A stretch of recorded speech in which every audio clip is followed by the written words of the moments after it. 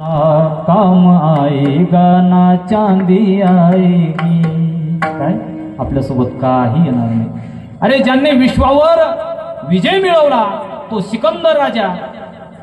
सिकंदर मरताक्षणी त्यांनी सांगितलं की बाबा हो मी ज्या टायमाला मरण आणि ज्या टायमाला तुम्ही मला तिरडीवर बांधताल त्या टायमाला माझे हात बांधू नका, माझे पाय बांधा, माझं शरीर बांधा, फक्त माझे हात असे मोकळे ठेवा. का की या जगाला समजावं याने अख्ख्या विश्वावर राज्य मिळवलं, अख्खं विश्व ताब्यात घेतलं, पण सोबत याच्या कवडी सुद्धा गेली नाही. विठाला विठाला विठाला.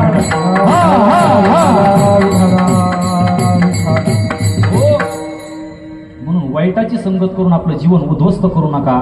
चांगल्यांच्या संगतीत या आणि आपल्या जीवनाचं सोनं करून घ्या. भजन करायला शिका, नामस्मरण करायला शिका. नुसतं कीर्तनात बसले की माना हलू नका, कीर्तन सुटलं की कपडे झटकू नका. काहीतरी कीर्तनातून घेऊन जात जा. संभाजी महाराज मी असंच कीर्तनात सांगितलं, काहीतरी घेऊन जात जा, काहीतरी घेऊन जात जा. कीर्तन संपल्याच्या नंतर एक व्यक्ती महेश बुट घालीत होता. असं करू नका बरं. हो, म्हणून काहीतरी घेऊन जा, चांगली संगत करा. देवाचं भजन केल्याशिवाय मरू नका. परमार्थ करता करता म्हातारे व्हा, नुसते म्हातारे होऊ नका. जर नुसते म्हातारे झाले तर काय होतं, आणि परमार्थ करत करत जर म्हातारे झाले तर काय होतं सांगतो. भजन करा. विठाला विठाला विठाला. जर तुम्ही परमार्थ करता करता जर म्हातारे झाले ना तर त्याचा परिणाम काय होतो महाराज. ही जी चांबडी ना चांबडी ही चमक मारते. पहा तुम्ही आजही ज्याच्या कपाळाला गोपीचंदन टिळा आहे आणि ज्याच्या गळ्यामध्ये पवित्र अशी तुळशी माई आहे त्याच्या चेहऱ्याकडे बघा महाराज, प्रसन्न वाटतं, चांगलं वाटतं. त्याच्या चेहऱ्याकडे बघितलं की मनाला शांत वाटतं. हो, मनाला शांत वाटतं. त्याची चामडी चमकदार दिसते. तो जे बोलन ते असं वाटतं ऐकतच राहावं. कशाप्रमाणे पिकलिया शेंद कडूपण गेले तैसे आम्हा केले पांडुरंगे. हो, शेंदडू माहिती ना तुम्हाला. शेंदडू शेंदडू बरा. शेंदडू केवढं असतं ते? एवढं नाही. शेंदडू केवढं असतं बाबा? छोटं असतं. आता ते फळं राहिले नाही आहे की नाही. आता कलिंगड, टरबूज, खरबूज, संत्रा, अंजीर असे निघला. पण पूर्वी ते काय होतं ते शेंदाडू. हो, शेंदाडू कसं असतं? कच्चा असताना त्याचा कलर कसा असतो? हिरवा, आणि ते निब्बर असतं. पिकल्याच्या नंतर ते पिवळं बनतं आणि चवीला कसं लागतं? गोड लागतं. तसं परमार्थिक माणूस होतो, तसा परमार्थिक माणूस. आणि नुसता संसार करता करता जर म्हातारा झाला तर त्याची चमडी नाही चमक मारी संभाजी महाराज. त्याचे गुडघे चमकते, त्याचे मणके चमकते, त्याची पाठ चमकती. उजाड नाही पडत पण निश्चित चमकती महाराज. विठाला विठाला. हो, म्हणून बाबा हो सगळे जाणार आहेत, सगळे जाणार आहेत. जे जे इथं आलेत ना ते सारे जाणार. असंच कीर्तनात म्हणत होतो मावशी, अरे सगळे मरणार आहेत. मग ते त्या कीर्तनामध्ये कालच्या असं म्हटलं तर पाठीमागची एक म्हातारी मोठ्याने हसायला लागली. म्हटलं आजी काय झालं? ती म्हणली महाराज मी इथली नाहीच. म्हणलं मग आजी इथल्या नाही म्हणजे मरणारच नाही का तुम्ही? हा, मृत्यू लोकातल्या तर आहे ना. हो, मरणार आहेत बाबा. हो, कोणी आज मरणार आहे तर कोणी उद्या मरणार आहे, पण निश्चित मरणारे हे आपल्याला मान्य करावं लागेल महाराज. हरे येथे गुरु नाही आले अवतार. येथे गुरु नाही आले अवतार. येथे गुरु नाही आले अवतार. येथे गुरु नाही आले अवतार. ये रत्न जीव किती. ये रत्न जीव किती. येथे गुरु नाही आले अवतार. येथे गुरु नाही आले अवतार. येथे गुरु नाही आले अवतार. येथे गुरु नाही आले अवतार. आले अवतार. वा वा. इथे नाही गुरु आले अवतार. किंवा आजा मेला मेला पंजा मेला बाप मसना केला देखत देखत नातू पंतू तोही तैसा झाला. फरक एवढाचे कोई आज गया कोई कल गया. काय अरे कोई आज गया कोई कल गया कोई चंद रोज में जाएगा. जिस घर से निकल गया पंछी जिस घर से निकल गया पंछी उस घर में फिर नहीं आना है. वो सोने वाले जाग जा संसार मुसाफिर खाना है. काय निश्चित जाणार आहेत महाराज. फक्त एवढंच आहे कोणी आज गेलंय तर कोणी उद्या जाणार आहे. विठाला विठाला विठाला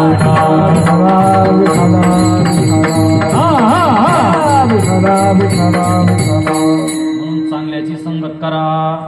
चांगल्याला तुम्ही क्षणभर जरी पाहिलं तरी तुमचा फायदा आहे महाराज. मी म्हणत नाही तुम्ही तुमचा घर प्रपंच सोडा आणि चांगल्याच्या नुसतं सोबत फिरा असं नाही म्हणत. चांगल्याचा एक क्षण सुद्धा तुमच्या फायद्याचा ठरतो. एक क्षण सुद्धा फायद्याचा ठरतो महाराज. कसा असेच एका कीर्तनाला महाराज आले आणि ज्याच्या घरी महाराजाची जेवायला सोय होती. आता आज आमची सोय जेवायची सोय आपले काय काय निंबाळकर बाबा. हो, छान व्यवस्था केली त्यांनी अगदी. हो, तशी एकाच्या घरी ते परमार्थिक आहेत. पण त्या महाराजांची ज्या घरी व्यवस्था होती ना संभाजी महाराज त्या घरचा व्यक्ती असा होता त्याला माळही नव्हती आणि माळ करायची संगतही नव्हती असा व्यक्ती. मग महाराजांनी त्याच्यावर कृपा केली. म्हणे बाबा तू कीर्तनाला येत जा ते म्हणे महाराज ते आपल्याला सांगू नका. बरं भजनाला येत जा ते पण सांगू नका. माळ घाल ते तर अजिबात सांगू नका. तसलं काही मला जमणार नाही. मग महाराजांनी त्याला एक सोपा पर्याय दिला. म्हणे काय करत जा बाबा सकाळी उठला ना फक्त एक काम करत जा. ज्याच्या कपाळाला अष्टगंध बुक्का आणि ज्याच्या गळ्यामध्ये तुळशीची माळ आहे त्याचं फक्त एकदा चेहरा बघत जा म्हणे. फक्त त्याला एकदा बघत जा. रोज हा नित्यनेम चालू कर. त्याने काय केलं दादा सकाळीच उठायचा. त्याच्या घराशेजारीच कुंभार दादा होते. त्या कुंभार दादाला मस्त अशी माळ होती. कपाळाला बुक्का अष्टगंध लावायची आणि मग तो काय करायचा रोज सकाळी उठायचा आणि उठला की कुंभार दादाच्या घरासमोर जायचा आणि असा डोकून बघायचा कुंभार दादाला. बघितलं म्हणायचा घरी जायचा. रोज नित्यनेम. मग 2-4 महिन्यांनी काय झालं एक दिवस आंघोळ केली घरी आला तर कुंभार दादाच घरी नव्हते. ते कुठे गेलेले होते माती आणायला शेतात गेले होते. मग केल्याच्या नंतर त्यांनी विचारलं काकी दादा कुठे कुंभार दादा. त्यांनी सांगितलं ते गेले शेतात माती आणायला. म्हणजे शेतात गेले आता आपला नित्यनेम तर चुकणार. मग काय करायचं त्याने काय केलं मोटरसायकल घेतली कुंभारदादाच्या शेतात. त्या दिवशी काय झालं महाराज कुंभारदादाचं काय भाग्य म्हणाव. माती उकरता उकरता कुंभारदादाला सापडला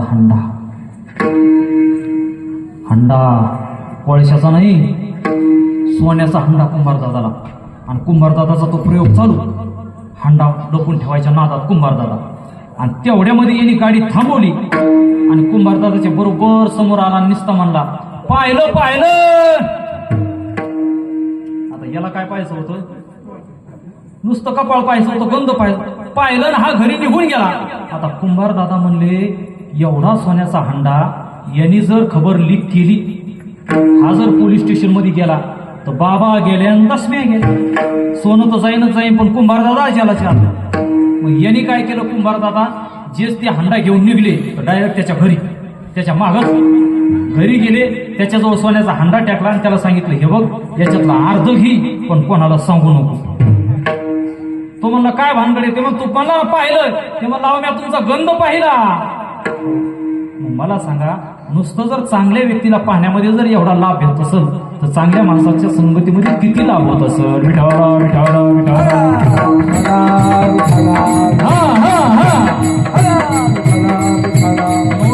महाराज म्हणतात बाबा मला इतरांची संगत नको.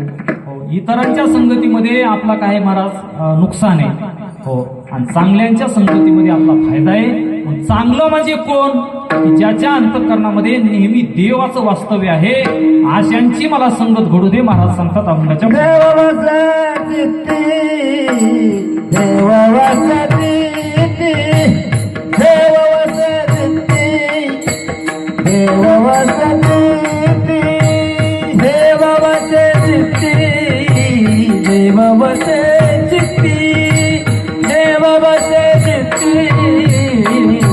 ज्याचे चित्ती ज्याची गळावी संगती ऐसे आवडते मला ऐसे आवडते मला ज्याची घरावी संगती ज्याची घरावी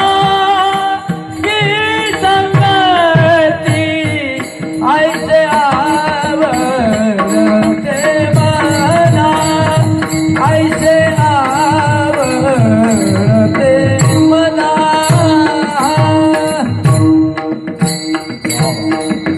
महाराज म्हणतात, ज्यांच्या चित्तामध्ये देवाचं वास्तव्य आहे, हरी अशांची मला संगत घडू दे.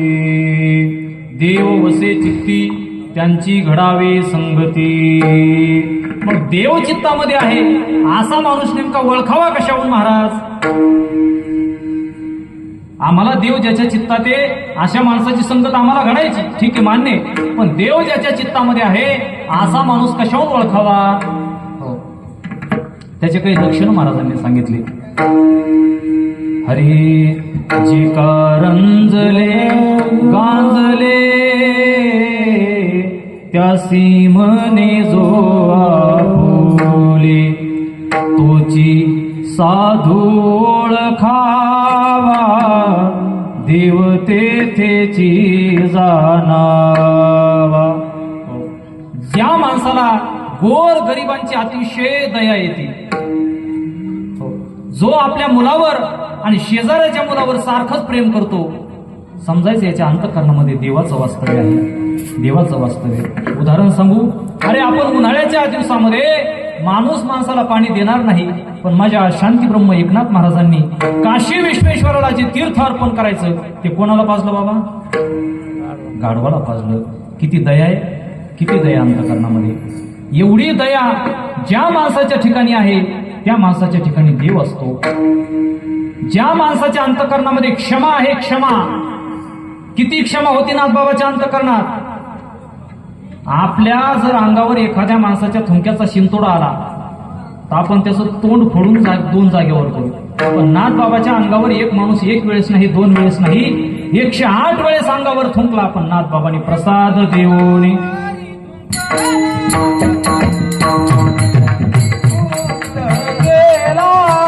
प्रसाद देवी मुक्त केला प्रसाद देवी मुक्त केला यवन अंगारी मुक्त प्रसाद देवी मुक्त केला प्रसाद देवी मुक्त केला प्रसाद देवी मुक्त केला. काय महाराज? अरे यवन अंगावरी थुंकला प्रसाद देवोनी मुक्त केला. आपल्या जर अंगावर एखादा थुंकला असता, अरे तो यवन होता, पण आपण काय म्हटलं असतो? यवनी अंगावरी थुंकला आणि फटके देऊन मोकळा केला. हे आपलं असतं महाराज. हो, पण नाथबाबाच्या ठिकाणी तेवढी क्षमा होती महाराज, एवढी क्षमाशील वृत्ती नाथबाबांची होती. शांती किती होती नाथबाबाच्या ठिकाणी. आपल्या जर धर्मपत्नीकडं एखाद्याने जर वाईट दृष्टीने पाहिलं तर महाराज आपण त्याचे डोळे काढून गोट्या खेळायला भिणार नाही. पण नाथबाबाच्या धर्मपत्नी गिरिजा आई साहेबाच्या पाठीवर एक जण येऊन बसला. नाथबाबांनी सांगितलं, आहे गिरिजा सांभाळा याला. आई साहेबांनी म्हणावं, महाराज मालक चिंता करू नका, मला हरिपंडिताला पाठीवर घेऊन झाडलोट करण्याची सवय. अरे किती शांती आहे.